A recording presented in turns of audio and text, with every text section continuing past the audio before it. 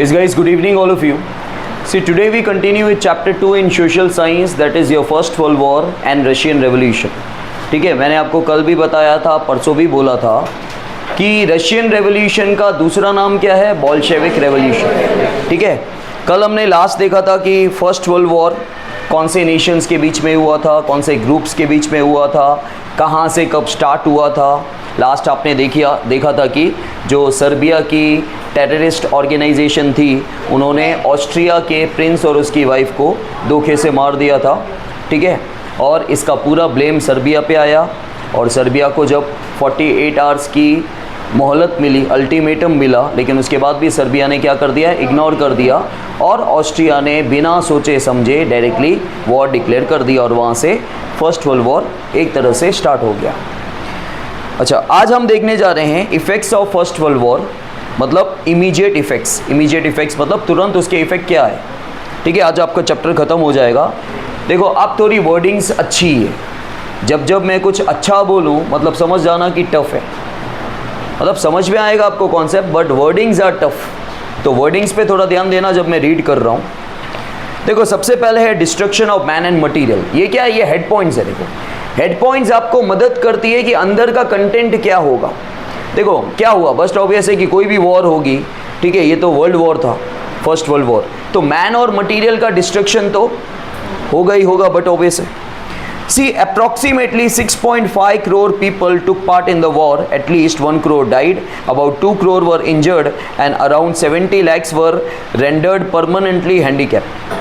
6.5 करोड़ लोगों ने वॉर में हिस्सा लिया था, पार्टिसिपेट हुए थे, मतलब वॉर हुई थी उनकी. उसमें से 1 करोड़ की तो डेथ हो गई, 2 करोड़ लोगों की इंजर्ड हो गई, इंजरी हो गई थी उनको. अराउंड 70 लाख पीपल जो है परमानेंटली हैंडीकैप हो गए. किसी का हाथ चला गया, किसी की आंख चली गई, किसी का पैर चला गया, कोई ना कोई हमारा मेन ऑर्गन चला गया. ठीक है, मोर number of people died because of starvation and other forms of killings and epidemics that broke out after the war. तो बहुत सारे लोग भूख के कारण, स्टारवेशन का मतलब होता है अनाज नहीं था, भूख के कारण मर गए और बीमारी फैली थी. एपिडेमिक्स का मतलब क्या होता है, बीमारी फैलना, क्योंकि वॉर में बहुत सारे लोगों की डेथ हो गई. ठीक है, तो डेथ कभी भी, बहुत लंबी वॉर चलती है, यहाँ बहुत ज़्यादा लोगों की डेथ हो जाती है. 1 करोड़ लोग मर गए. ठीक है, तो जैसे हम लोग जनरली, बीमारियाँ क्यों फैलती है पता है, जब डेड बॉडीज़ वगैरह का पूरी तरह से संस्कार वगैरह नहीं किया जाता. यहाँ क्या 1 करोड़ लोग मर गए. ठीक है, 1 करोड़ लोग किसको बोलते हैं, तो बीमारियाँ तो फैलेगी. ठीक है, तो वॉर के बाद क्या हुआ, एपिडेमिक्स ब्रोक आउट का मतलब होता है बीमारी फैलना एक तरह से. The total war expenditure was quite high, but obvious है कि 1914 से लेके 1918 तक चला था. ठीक है, तो बहुत इसका खर्चा बहुत ज़्यादा हो गया होगा.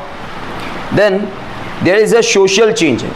सोशल चेंज मतलब हमारे समाज में चेंज क्या आया, सोसाइटी में चेंज क्या आया. देखो, ज़्यादातर क्या हुआ, जो नेशंस इन्वॉल्व थे वॉर में, ध्यान से सुनना भाई, यहाँ पे जो नेशंस वॉर में इन्वॉल्व थे, उन ज़्यादातर उनके जो मैन थे, घर का जो मेन पर्सन था, वो वॉर में इन्वॉल्व होता. तो घर की पूरी रिस्पॉन्सिबिलिटी वुमन ने उठा ली थी. ठीक है, घर की जो मेन रिस्पॉन्सिबिलिटी है किसने उठा ली थी, वुमेन्स ने उठा ली थी. यहाँ पे देखो, during the war, since majority of the man of all Nations were on the war front, woman shoulder the responsibility of the family and the occupation. तो क्योंकि वॉर में जो घर के मैन थे वो सारे के सारे वॉर में लड़ने चले गए थे, तो घर की रिस्पॉन्सिबिलिटी किस पे आ गई थी, वुमेन्स पे. ठीक है, रिस्पॉन्सिबिलिटी और मेन जो काम कर रहे थे, पहले मैन करते थे, अब वही काम किसको करना पड़ रहा था, वुमेन्स को.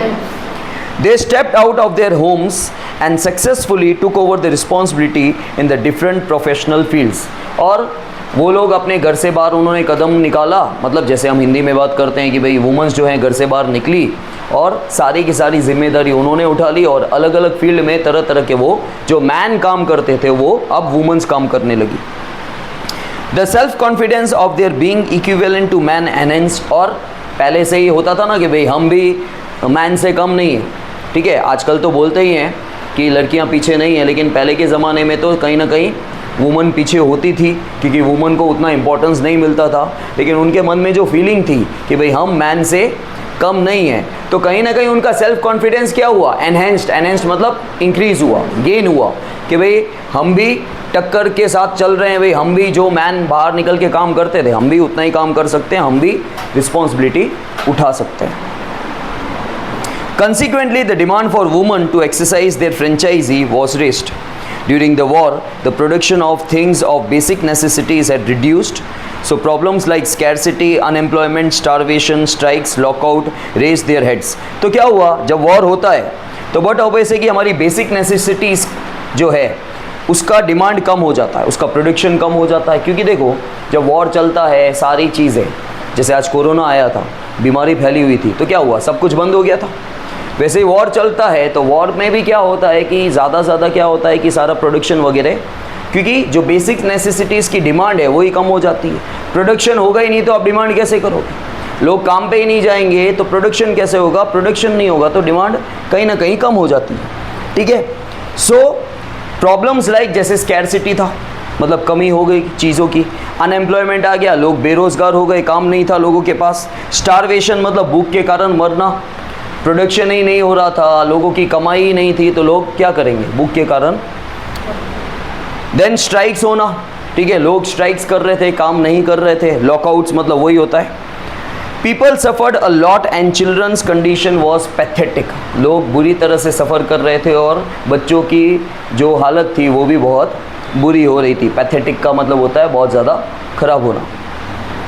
Now the treaty of Versailles, open करो। सी at the end of the First World War, the unconditional surrender of Germany in front of the allied nations brought an end to the war. तो बोला गया है first world war के and में जो हमारे Germany थे, जर्मनी ने अलाइड नेशंस के सामने घुटने टेक दिए थे, ठीक है, और वॉर एंड हो गया था वहाँ पे। Then the allied nations undertook the peace process in Paris, और फिर क्या हुआ, जो अलाइड नेशंस थे, जो इंग्लैंड, जापान वगैरह थे, रशिया था, इन्होंने क्या किया, एक पीस प्रोसेस पेरिस में स्टार्ट किया। मतलब अब भाई ये वॉर नहीं करना है, पीस प्रोसेस क्या था, पीस के लिए था भाई, पूरे वर्ल्ड में ये वॉर वगैरह नहीं हो, बहुत नुकसान हो जाता है, जाने जाती है, काम बंद हो जाता है, तरक्की बंद हो जाती है, पूरा वर्ल्ड अटक गया भाई। ठीक है, क्योंकि देखो तुम बोलोगे सर जिन कंट्रीज़ ने हिस्सा नहीं लिया था, जो इन्वॉल्व नहीं हुए थे, उनके यहाँ पे तो कुछ नहीं हुआ ना भाई। हर कंट्री एक दूसरे पे डिपेंडेंट है, हर कंट्री ज़्यादातर एक दूसरे पे डिपेंडेंट है। तुम बोलोगे सर उस कंट्री ने हिस्सा लिया था तो उनकी ज़्यादा हालत ख़राब हुई, हमारा थोड़ी कुछ हुआ भाई। हम कहीं ना कहीं उन पे डिपेंडेंट हैं और वो कहीं ना कहीं हम पे डिपेंडेंट है, तो हमारे बीच में ट्रांजैक्शन रुक जाएगा। देखो ऐसा हो सकता है कि बहुत सारी चीज़ें हम वहाँ से लेते थे, अब वहाँ पे प्रोडक्शन बंद हो गया तो वो चीज़ें हमारे यहाँ पे कहाँ से आएगी। तो ऐसा नहीं है कि सिर्फ तुम पे इफ़ेक्ट होगा, ठीक है, मतलब जो इन्वॉल्व है उन पे इफ़ेक्ट होगा। जैसे सपोज़ कर लो कि कहीं ना कहीं अगर तुम क्लासेस पे नहीं आते हो तो मुझ पे इफ़ेक्ट पड़ेगा ही, क्योंकि मैं तुम पे डिपेंड हूँ। ठीक है, नाउ जो पेरिस में पीस प्रोसेस हुआ था, जिसको पेरिस पीस प्रोसेस कहा जाता है, इन विच सम 58 कमीशंस वर फॉर्म्ड। देखो कमीशन क्या होता है, कमिटी, कमीशन मतलब होता है कमिटी, कमिटी मतलब होता है ग्रुप। ठीक है, 58 commissions were formed and 145 sessions were organised. Total कितने पार्ट में हुआ था ये 145 सेशंस, अलग अलग, जैसे सीरियल कैसे आता है, ठीक है, हर रोज़ आधे घंटे का कोई सीरियल आता है तो वो सेशन होते हैं एक तरह से, कितनी बार हुआ उसको सेशन बोलेंगे, तो 145 sessions. The agreement made with Germany during the Paris peace process was made in the Mirror Palace at Versailles। तो बोला गया ये जो एग्रीमेंट हुआ था किसके साथ हुआ था, जर्मनी के साथ। ये कहाँ हुआ था, was made in the Mirror Palace at Versailles। इसलिए इसको ट्रीटी ऑफ वर्सेल्स बोलते हैं। ट्रीटी मतलब एक एग्रीमेंट, और वो एग्रीमेंट कहाँ हुआ था, वो जगह का नाम है वर्सेल्स। ठीक है, now the agreement, thus it came to be known as Versailles Treaty। There were 4 provisions in the Treaty of Versailles, that is regional arrangement, reduction in troops and disarmament। मतलब अब ये जो प्रोसेस था जो Paris में रखा गया था शांति के लिए, उसमें क्या बोला था भाई, तुम जो आर्मी बनाते जा रहे हो वो कम करो, और जो प्रोडक्शन आर्म्स का बहुत ज़्यादा कर रहे हो under the pretext of self defence की वजह से हम लोग क्या कर रहे थे, हम लोग बहाना कर रहे थे कि भाई आर्म्स का बहुत ज़्यादा प्रोडक्शन करेंगे, तो वो बोला कि वो कम करो भाई, ठीक है। The arrangement of distribution of gains at the end of the war and war fine, तो बोला गया है अब यहाँ पे अरेंज किया गया कि भाई वॉर के अंदर जो भी आपको फ़ायदा हुआ, क्योंकि जो कंट्री हार गई उनसे हमने क्या लिया, उनके प्रोविंसेस ले लिए, हमने उससे फ़ाइन लिया, तो हमारा तो फ़ायदा हुआ ना। जो कंट्री जीत रही है उसका तो फ़ायदा हुआ, तो वो अलग अलग कंट्रीज़ में डिस्ट्रीब्यूट होगा, क्योंकि एलाइड नेशन में एक नेशन तो था नहीं, 24 नेशंस उसको सपोर्ट कर रहे थे, दूसरे मेन नेशंस थे, तो जो भी प्रॉफिट होगा वो सब में बटेगा, डिवाइड होगा। The and other provisions, the American President Woodrow Wilson, British Prime Minister Lord George, French President Clemenceau and Italian President Orlando played an important role in this treaty. तो अमेरिकन प्रेसिडेंट थे, British prime minister थे, French के president थे और Italian president थे, इन सब ने ये ट्रीटी में मुख्य भूमिका बोलते हैं, मेन रोल वो निभाई। Germany was found responsible for the war, और मेन रिस्पॉन्सिबल कौन था? Germany. A war fine of 6.5 billion pound was imposed on Germany. Germany से कितना लिया गया? 6.5 बिलियन, मिलियन भी नहीं है, बिलियन पाउंड, ठीक है। It had to give away the Ruhr region to France, और जर्मनी का एक बहुत ही अच्छा खासा इलाका, रूर रीजन, ये कौन सा रीजन है पता है? ये वो रीजन है जहाँ पे कोयले का प्रोडक्शन होता था, ठीक है, मतलब उनका इंडस्ट्रियल एरिया जहाँ पे वो लोग प्रोडक्शन करते थे कोल का, हिंदी में बोलते हैं कोयला, ठीक है, कोयले का प्रोडक्शन होता था, वो एरिया जर्मनी को देना पड़ा। किसको? फ्रांस को, ठीक है। अब उनकी इनकम कहीं ना कहीं बंद हो गई बहुत सारी, क्योंकि वो मेन एरिया था। Its Rhine river had to be open for international sea route, और जर्मनी ने अपना एक रिवर का रूट था, राइन रिवर, उसका नाम था राइन, ठीक है, वो रूट बंद करके रखा था कि वहाँ से आना जाना नहीं है, ठीक है, तो वो भी खोलना पड़ा। Then the Rhineland region on French border was disallowed from being a fortress, as well as this mineral rich region was give away to France for 15 years. तो ये जो एक और एरिया था जहाँ पे totally minerals rich, full of minerals थे, ठीक है, वो एरिया भी उनको 15 साल के लिए फ्रांस को देना पड़ा। Most of the German organisation were confiscated, confiscated का मतलब होता है, कॉन्फिस्टिकेटेड बोलते हैं इसको, ठीक है, कॉन्फिस्टिकेटेड का मतलब होता है जब्त करना, ले लेना, अपने कंट्रोल में लेना, उसको कॉन्फिस्केटेड बोलते हैं, ठीक है। तो जर्मनी के ज़्यादातर इलाके कॉन्फिस्केट हो गए, ठीक है, और Alsace and Lorraine were to be return to. Starting में कल हमने देखा था ना कि जर्मनी ने फ्रांस, जो सदर्न वॉर हुई थी, ठीक है, उसमें जर्मनी ने फ्रांस को हरा दिया था और उसको वॉर में फ़ाइन भी देना पड़ा था, और जो उनके जो मेन प्रोविंसेस थे, कौन से? लॉरेन और एल्सास, ये दो मेन इलाके जर्मनी को देने पड़े, मतलब फ्रांस ने जर्मनी को दिए थे। अब जर्मनी वापस आ गया, जर्मनी को फ्रांस को, क्योंकि फ्रांस एलाइड नेशन का हिस्सा बन गया था, ठीक है, और जर्मनी ने घुटने टेक दिए थे, तो अब जर्मनी ने जो भी पहले कैप्चर कर लिया था वो वापस देना पड़ा। तो जो मेन दो इलाके थे जर्मनी ने जो पहले ले लिए थे, किसके? फ्रांस के। कौन से दो? का ध्यान यहाँ होना चाहिए, एक एक सेकंड भी इम्पोर्टेंट है। वो दोनों इलाके वापस फ्रांस को दे दिए जर्मनी ने, ठीक है। Besides this, Germany was to give to France and other allied nations a large quantity of coal and iron annually as the benefits of war. और जर्मनी को हर साल बहुत सारा कोयला और आयरन भी फ्रांस को देना पड़ा, ठीक है। Then Germany was made to sign these terms and conditions on gunpoint and forcibly, because of which there was a bitterness and disseparation amongst German. और जर्मनी को ये सब मानना क्यों पड़ा? गन पॉइंट पे मतलब ऐसा नहीं है कि जर्मनी के भाई यहाँ पे सिर पे बंदूक रखी गई थी, यहाँ ऐसा नहीं, लेकिन जर्मनी हार चुका था और सामने इतने सारे नेशन, पावरफुल नेशन साथ में हो गए थे, जिसकी वजह से जर्मनी की भी एक इंसल्ट हुई, और जब इंसल्ट हुई तो वो एक बदले की भावना उनके मन में थी। Consequently, the German economy failed miserably. और कॉन्सिक्वेंटली इसका नतीजा क्या हुआ, जर्मनी की जो इकोनॉमी था, जर्मनी जो बहुत ही एक अच्छा कंट्री था, उसकी इकोनॉमी फेल हो गई, मतलब वहाँ पे एक तरह से पॉवर्टी आ गई, ठीक है, डिस्ट्रॉय हो गया सब कुछ।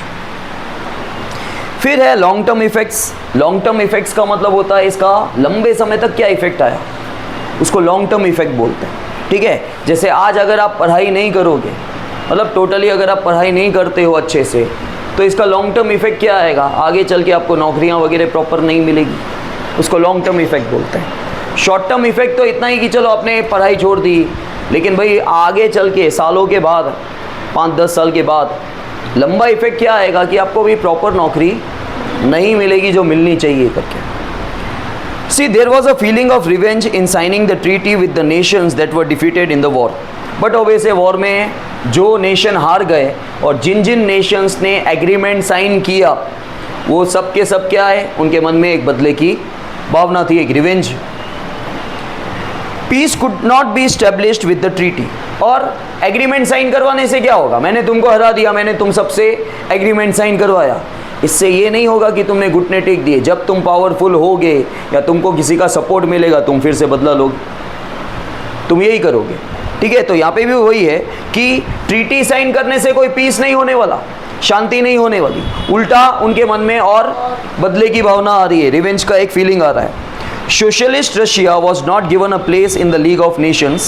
America did not join the League of Nations. That's why it can be said that the reason for the Second World War was in the peace process of the First World War itself. देखो आगे चल के जो peace process बना रहे थे ना हम लोग, उसमें बहुत सारे नेशंस ने ज्वाइन ही नहीं किया। वो इंडिविजुअली रहना चाहते थे क्योंकि वो अपनी चलाना चाहते थे, कहीं ना कहीं वो बदला लेना चाहते थे, ठीक है। तो जब पीस प्रोसेस हो रहा था पेरिस के अंदर, उसी समय एक तरह से पता चल गया था कि आगे चल के फिर से वॉर हो गई।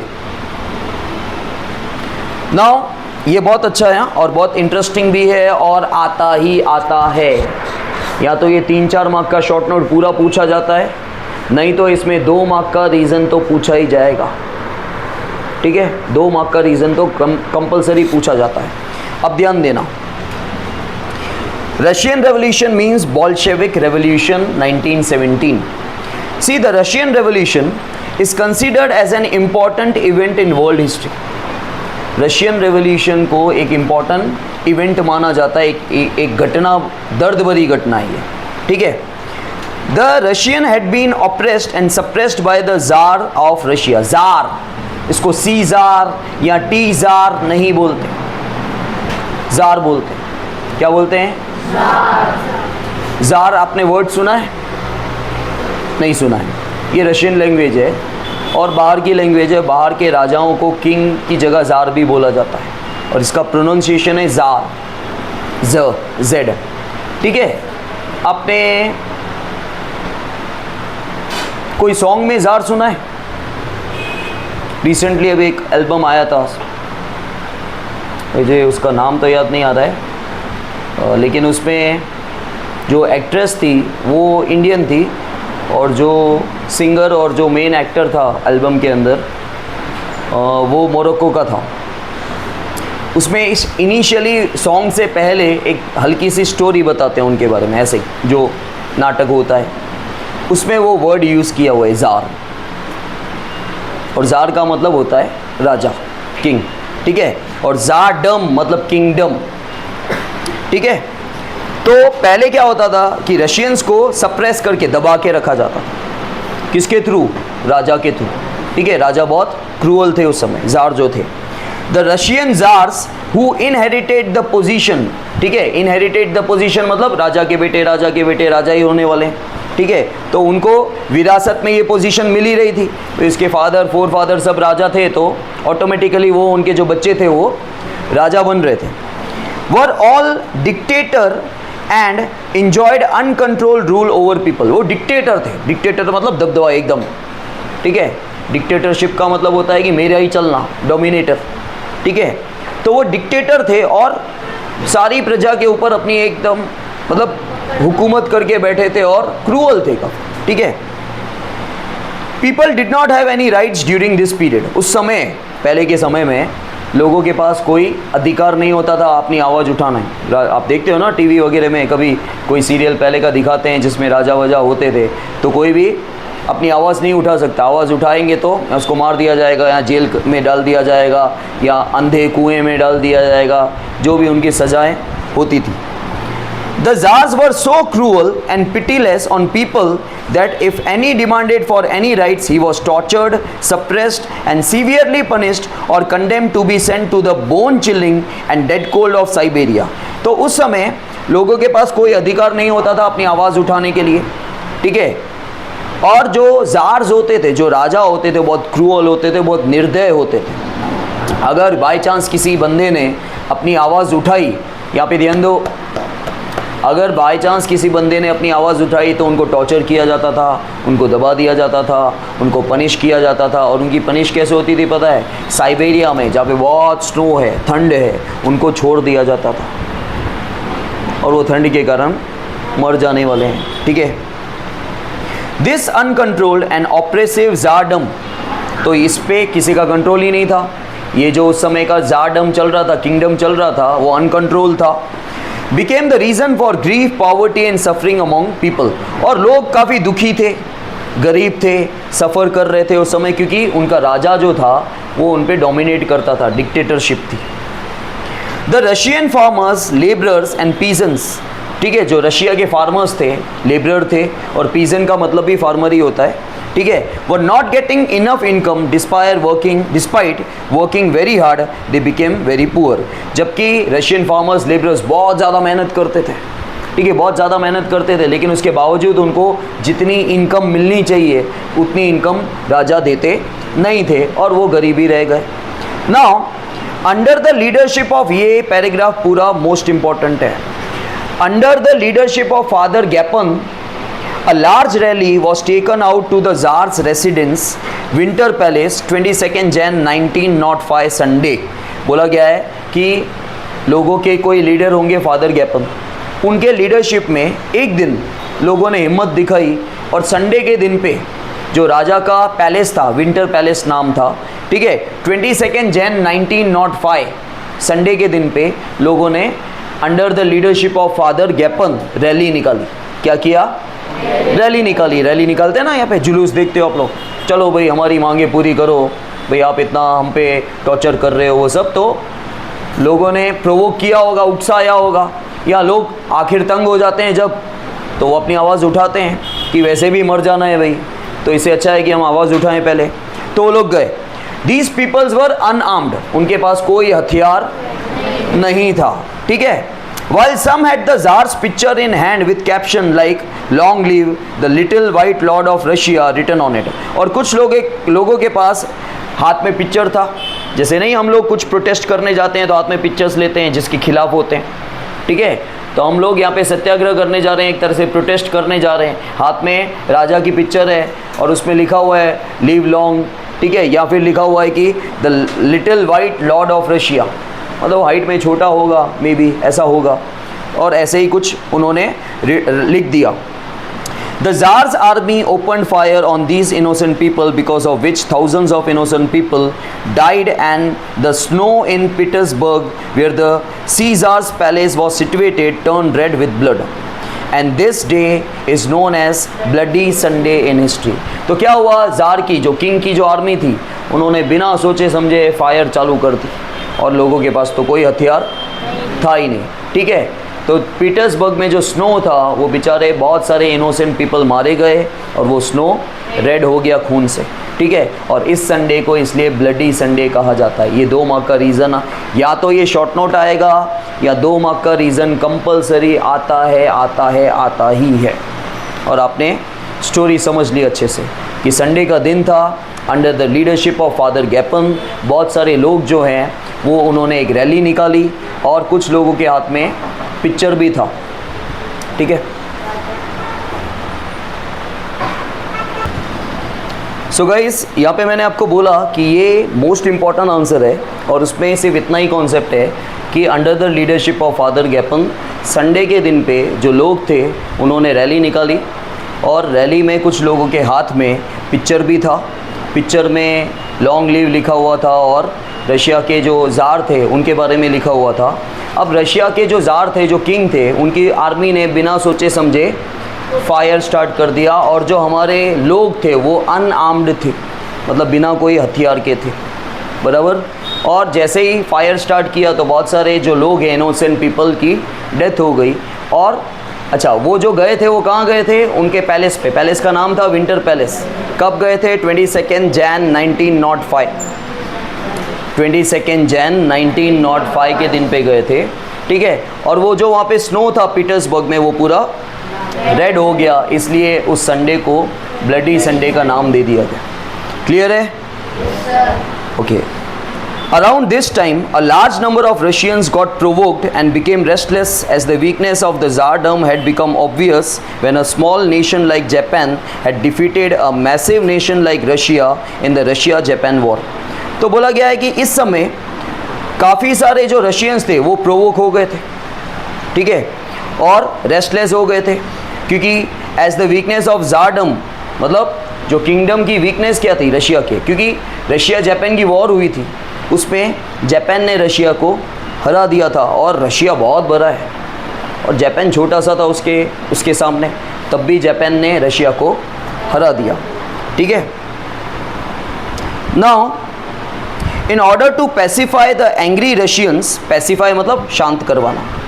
आप 8th में एक्टिव पैसिव करते हो ना इंग्लिश ग्रामर, ठीक है। एक्टिव पैसिव क्यों बोलते हैं वो पता है? क्योंकि वो एक्टिव लैंग्वेज होती है और दूसरी पैसिव, पैसिव मतलब शांत।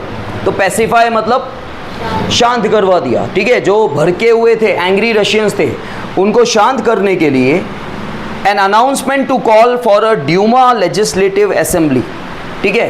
ड्यूमा में कौन लोग थे पता है? ड्यूमा में वहाँ के छोटे मोटे फार्मर्स भी थे, बिजनेसमैन्स भी थे, मतलब लोगों की एक कमिटी थी जो काफ़ी सालों से एक्टिव नहीं थी, लेकिन अब लोगों को शांत करवाने के लिए वो ड्यूमा को बुलाया और 4 लोगों को वहाँ से उस समय बुलाया था, ठीक है। Which had not been called for years was made. देखो, लोगों को शांत करवाने के लिए, देखो काफ़ी बार क्या होता है, हम उन लोगों को कुछ भी नहीं पूछते जिनका कोई काम नहीं है, लेकिन हमको ये भी पता है कि बाकी के लोग उनसे ही संभलेंगे। तो हमने वो ड्यूमा की असेंबली को बुलाया, उन लोगों को कुछ बुलाया ताकि लोगों को, क्योंकि लोग उनकी बात मानेंगे। Eventually 4 such Duma were called, but before it can take steps to satisfy the citizens, it had been called off. On 8th March 1917, the oppressed workers of Petrograd called for a strike. The Tsar sent his troops to suppress this event. Again 8th March 1917 को कुछ workers को, जो oppressed worker थे, उनको बुलाया गया, they call for a strike करने के लिए बुलाया। The tsar sent his troops to suppress this event, और जार ने अपने ट्रूप्स को, अपनी आर्मी को भेजा कि भाई ये इनको शांत करवा दो, इनको बंद करवाओ। But the army refuse to shoot these people, लेकिन अब की बार आर्मी ने रिफ्यूज़ कर दिया कि हम इन बेकसूर लोगों के ऊपर शूट नहीं करेंगे। As a result the revolution began, और अब क्या हुआ, एक बदलाव आया। आर्मी राजा की बात नहीं मान रही है, ठीक है। अब आर्मी राजा की बात नहीं मान रही है तो राजा तो ठंडा पड़ जाएगा भाई, क्योंकि राजा तब तक है जब हम राजा को राजा बोलते हैं। लीडर को लीडर तब तक बोला जाता है जब फॉलोवर होते हैं, याद रखना लाइफ में। अगर फॉलोवर नहीं है तो काहे का लीडर, ठीक है। सुपरस्टार को सुपरस्टार लोग बोलते हैं तब वो सुपरस्टार होता है, ठीक है। तो राजा के पास आर्मी ही नहीं रही मानने के लिए, तो राजा की सारी ताकत गई। उस समय से बदलाव चालू हुआ, उसी को रेवोल्यूशन बोलते हैं। रेवोल्यूशन का मतलब क्या होता है, चेंजेस, ठीक है। So after the fall of the tsardom, मतलब अब ज़ारडम किंगडम का समय गया, उसका फॉल आया, ठीक है। उसका फॉल आया मतलब अब उसकी बात नहीं चलेगी। The power fell into the hands of Kerensky, leader of Menshevik group, that is a minority. मतलब उस समय का एक माइनॉरिटी ग्रुप था। माइनॉरिटी किसको बोलते हैं, जिसमें नंबर ऑफ पीपल कम हो। माइनॉरिटी ग्रुप किसको बोलते हैं, जिसमें लोग कम होते हैं, उसको माइनॉरिटी बोलते हैं, ठीक है। Except for Lenin everyone in Russia was happy. तो अब एक माइनॉरिटी ग्रुप के पास पावर चला गया, ठीक है। कुछ कम्युनिटी होगी, कुछ लेनिन जो होंगे, उनके अलावा बाकी सारे खुश थे। नहीं नहीं नहीं, वो होते हैं, लेकिन माइनॉरिटी का एक्चुअल मतलब होता है जिनकी संख्या कम होती है उनको माइनॉरिटी कहा जाता है, समझे? जो तू बोल रहा है नीचे, वो बैकवर्ड बोलते हैं उसको, वो बैकवर्ड हो गया, ठीक है? माइनॉरिटी का मतलब होता है जिनकी संख्या कम होती है, उसे माइनॉरिटी बोलते हैं, ठीक है? जैसे तुम लोग खेलते खेलते बोलते हैं मेजॉरिटी विंस, तो मेजॉरिटी का मतलब ज़्यादा, तो माइनॉरिटी का मतलब कम होता है। देखो काफ़ी सारी चीज़ें क्या होती है हम आम लाइफ में गलत बोलते हैं, जैसे तूने बोला माइनॉरिटी का मतलब होता है जिनकी संख्या, जिनका नंबर कम होता है उसको माइनॉरिटी बोलते हैं, ठीक है? और स्टडी के साथ तुमको नई नई चीज़ें भी सीखने को मिलती है, जो तुम अब तक सोचते आते थे लोअर स्टैंडर्ड्स में, वो वाली स्टडी यहाँ पे काफ़ी बार गलत हो जाती है, ठीक है? But Lenin believed in the importance of laborers as propagated by Karl Marx, while the Menshevik group believed in the importance of the middle class. तो क्या हो रहा था? देखो मेंशेविक ग्रुप जो था वो मिडिल क्लास लोगों को सपोर्ट कर रहा था, और जो लेनिन था, ठीक है, वो बोलता था कि नहीं, गरीब लोगों को, जो लेबर्स हैं उनको सपोर्ट कर रहा था। As a result, Lenin instigated Bolsheviks against Mensheviks and in November 1917 declared the final revolution and got the reins in his hand. अब लेनिन ने क्या किया? बोल्शेविक्स को मेंशेविक के खिलाफ भड़काया, क्योंकि लेनिन किसके सपोर्ट में था? लेबरर के। और मेंशेविक जो माइनॉरिटी थे वो किसके सपोर्ट में थे? मिडिल क्लास के। तो अगेन क्या किया लेनिन ने? क्या किया लेनिन ने? बोल्शेविक को इंस्टिगेट, मतलब वही उकसाना, भड़काया, किसके खिलाफ? मेंशेविक के खिलाफ, और पावर आखिर उनके हाथ में आ गया। This came to be known as the socialist Bolshevik revolution, ठीक है? Thus the 300 years old ज़ारडम, 300 सालों से राजा का ही राज चल रहा था, किंगडम चल रहा था, वो ख़त्म हुआ फॉर द फर्स्ट टाइम, और पहली बार रशिया के अंदर कोई ज़ार नहीं था, कोई राजा नहीं था। Now effects for world peace. अब लास्ट टॉपिक है तुम्हारा कि वर्ल्ड पीस के लिए जैसे पेरिस पीस प्रोसेस किया था, वैसे ही ये लीग ऑफ नेशन है। और लीग ऑफ नेशन क्या है? एक इंस्टीट्यूशन है, एक तरह का इंस्टीट्यूशन है, ठीक है? The horrors of the world war explain the absolute necessity of world peace to the nations of the world. बोला गया है जो वर्ल्ड वॉर हुआ उससे पूरी दुनिया हिल गई थी, डर गई थी। तो अब क्या चाहिए था? पूरी दुनिया में पीस चाहिए था, ठीक है? And for this a need for an international organisation was felt. अब क्या था? एक संस्था बनानी थी, किस लिए? पीस के लिए। तो एक इंटरनेशनल लेवल पे ऑर्गेनाइजेशन बनानी थी जिसे लीग ऑफ नेशन कहा गया। So it became necessary to think actively and immediately about world peace, क्योंकि देखो हर कंट्री जो है उसके पास उतना समय नहीं है और सबके विचार अलग अलग है। तो हम एक कॉमनली संस्था बना दें जो वो पूरा ध्यान रखे, एक ऑर्गेनाइजेशन बना दिया जाए, एक डिपार्टमेंट बना दिया जाए एक तरह का, कि ध्यान रखे कि भाई वर्ल्ड में फिर से वॉर ना हो, और वर्ल्ड पीस के लिए। The American President Woodrow Wilson had contributed substantially in the establishment of the League of Nations. और अमेरिकन प्रेसिडेंट वुड्रो विल्सन ने पूरा यहाँ पे कंट्रीब्यूशन किया, ठीक है, लीग ऑफ नेशन फॉर्म करने में। मैं यहीं देख रहा हूँ फिर भी तू बाहर ही देख रहा है। मीर क्या नहीं, 4 बार देखा मैंने, और अभी तो तेरे सामने ही देख रहा हूँ, फिर भी तू उधर देख रहा है। बाहर जाना है?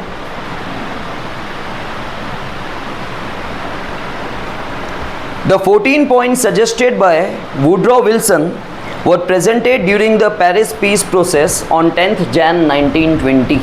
तो 14 पॉइंट्स वुड्रो विल्सन ने प्रेजेंट किया कि भाई ये 14 पॉइंट्स फॉलो होनी चाहिए, and the league of nation was form, ठीक है?